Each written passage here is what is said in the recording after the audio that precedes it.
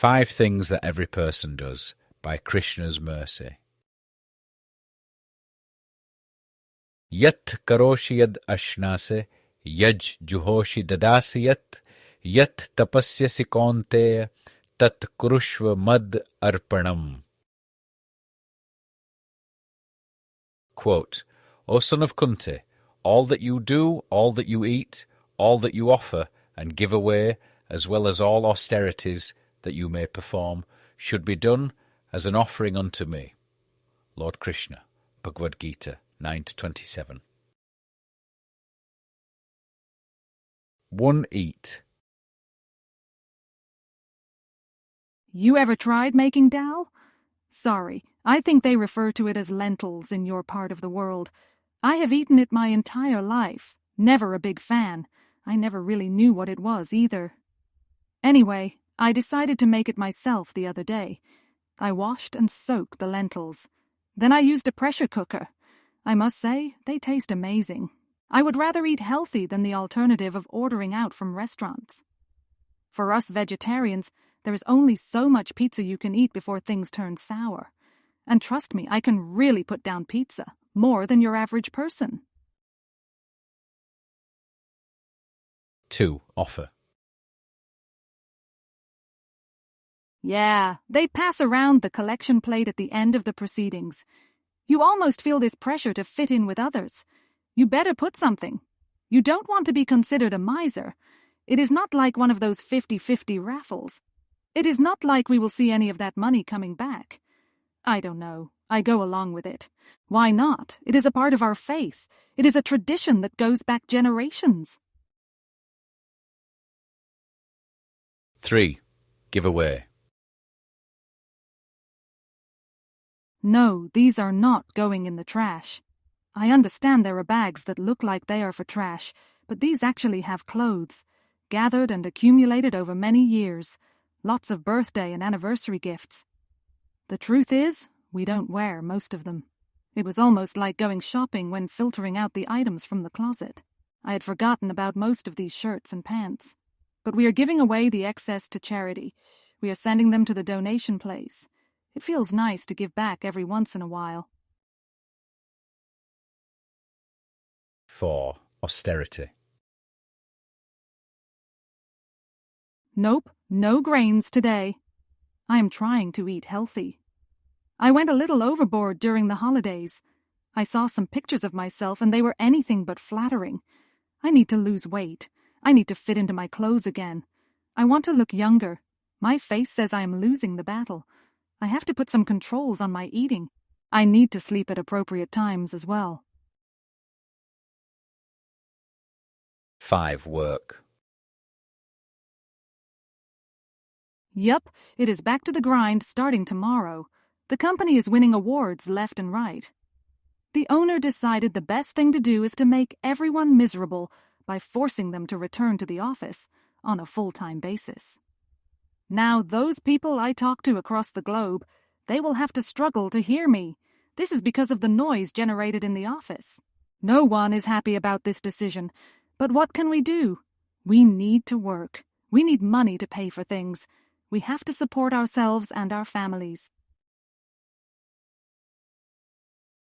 The recommendation from the Vaishnava Acharya is to turn the life experience into yagya.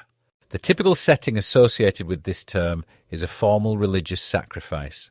Friends and family gather around a fire. It is a pit of sorts, with various items carefully arranged throughout the perimeter. There is an expert priest who properly pronounces Sanskrit mantras, who then directs the person responsible for the sacrifice on what to do. Start a fire, say some words, and periodically drop items into that fire as a kind of offering. The truth is that yagya is synonymous with the Supreme Lord.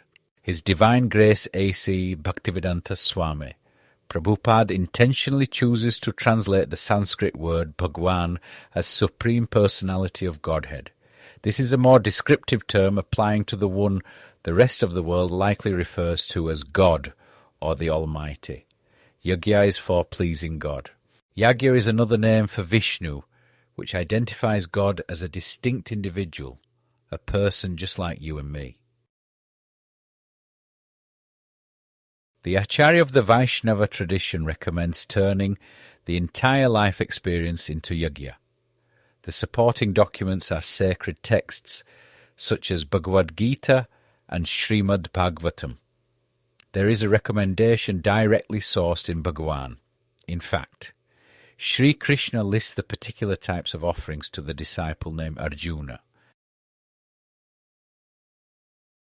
Everything that we do, everything that we eat, everything that we sacrifice in the formal sense, the different kinds of austerity that we implement. Those items we give up in charity, in a kind of release of attachment.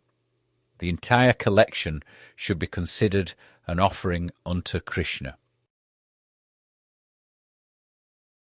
From the above review, we see that the transformation is not much of a stretch.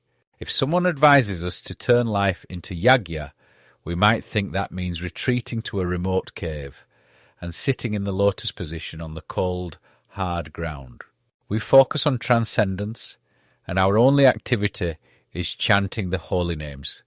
Hare Krishna, Krishna Krishna, Hare Hare, Hare Ram, Ram Ram, Hare Hare. We maintain a distance from the population at large. We try every which way to relinquish attachment. It is difficult to be attached to something when the external connection is severed. This might be a way to implement the yajna as a way of life model, but it doesn't have to be. We already work. We already eat. We already do so many things. Those activities simply have to be transformed in nature. Eating can be tied to yajna by offering everything first to the Supreme Lord. Our charity is for fulfilling the purpose of enlightening others as to the science of self-realization, which aligns with their true nature as individual spirit-soul, above and beyond this temporary world. Our austerities are only for increasing our attachment to Krishna. He is an easy person to like. That is because he is the reservoir of pleasure. He is always wishing well, no matter how much we have forgotten him. In closing,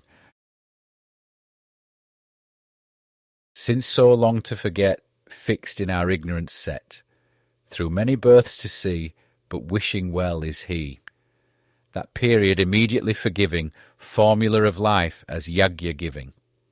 Happiness thus ours for the taking, when consciousness in this way making.